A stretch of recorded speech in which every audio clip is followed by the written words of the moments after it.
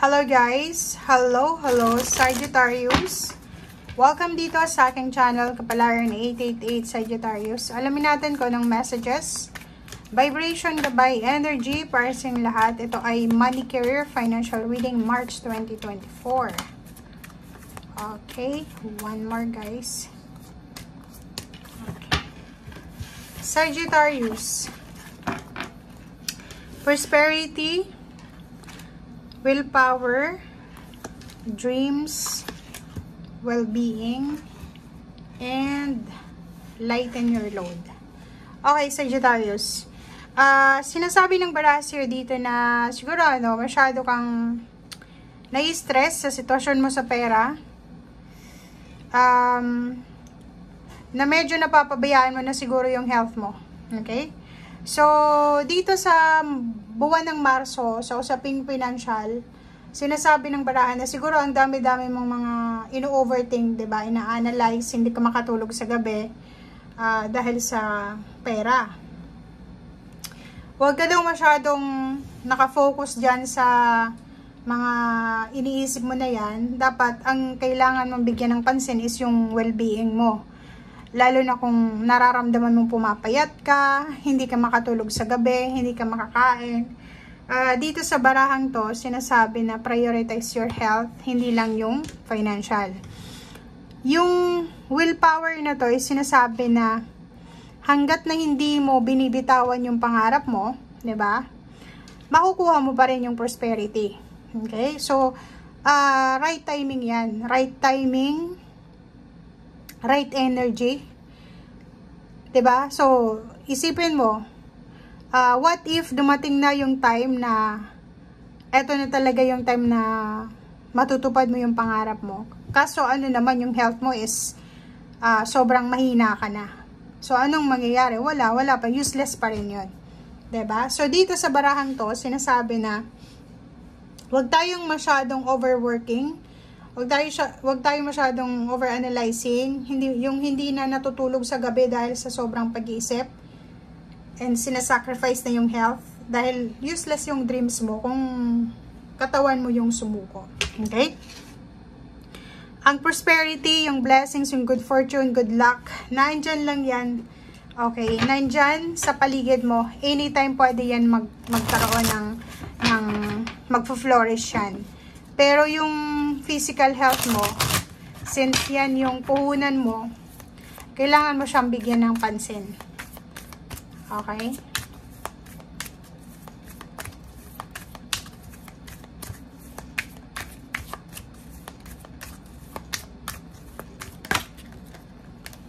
Oh. Balanse. Balanse ang kailangan mo dito. 'Di ba? So, sinasabi sa'yo ng baraha, Sagittarius, na balanse. Hindi naman sa parang sinasabihan kang maging tamad ka.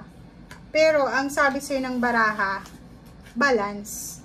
Dapat alam natin yung ginagawa natin eh. Kasi, like, kung halimbawa wala kang pera, tapos instead na magpahinga ka sa gabi, hindi ka nagpapahinga kasi nag-iisip ka, wala namang solusyon kung pagod ka, diba? So, kailangan mo daw na, yun, matulog ka, magpahinga ka muna, tapos ipagpaliban mo muna yung pag-iisip. Bukas, pwede mong isipin kung saan ka na makakakuha ng pera na yan. Diba? And if ever may trabaho ka naman daw, kailangan mo din na bigyan ng pansin yung pamilya mo, yung relationship mo, yung health mo, and lalo na yung spiritual.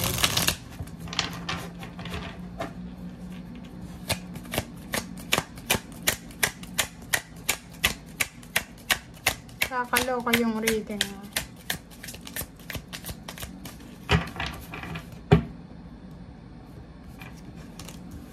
Oh, 'di ba? Tingnan mo dito oh.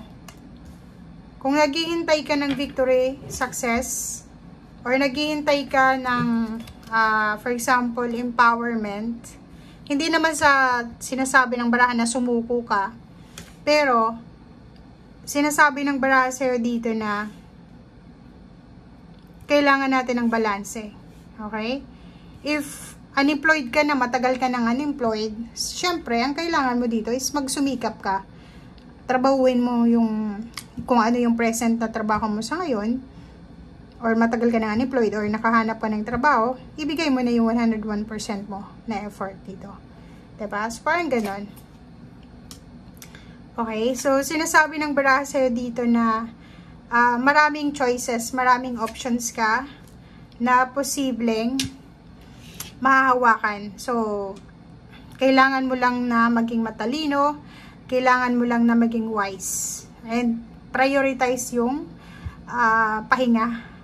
Bakit pahinga yung sinasabi sir dito? Paki-comment sa comment section, Sagittarius, kung ano ba yung ginagawa nyo. Bakit sinasabi ng baraha dito? Ang dami yung ginagawa, oh. Multitasking.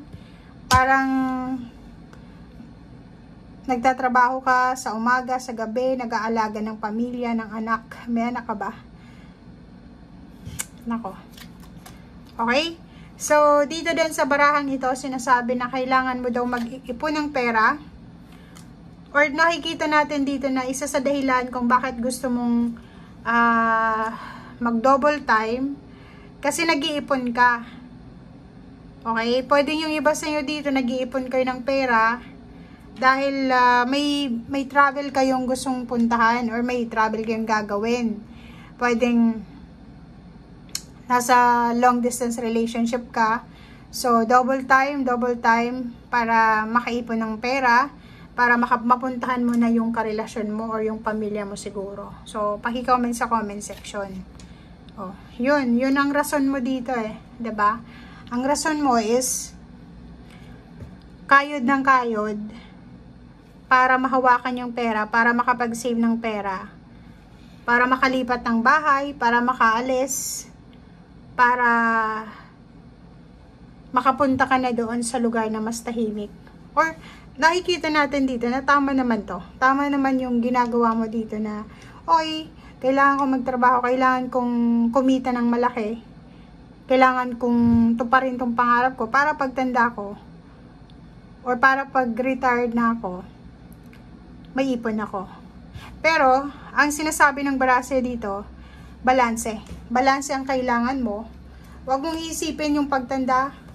Ang isipin mo yung current na health mo, physical health mo, Sagittarius. Kasi, kung makikita mo dito, yun yung sinasabi, well-being and lighten your load. Masyadong mabigat ito. Sobrang bigat ng pinapasan mo. Masyadong mabigat yung dinadala mo. So, kailangan mong bawas-bawasan siya. Kailangan mong mag-relax, kailangan mong matulog, magpahinga, kumain ng tama. Kailangan may oras ka din para sa pamilya, may oras ka sa trabaho, may oras ka, yung balance ba? Okay? So, yun ang sinasabi sa ngayong Marso ng baraha. Financial to. So, hindi ibig sabihin financial, puro lang pera. Kailangan mo rin magpahinga. Okay? Thank you guys. Bye!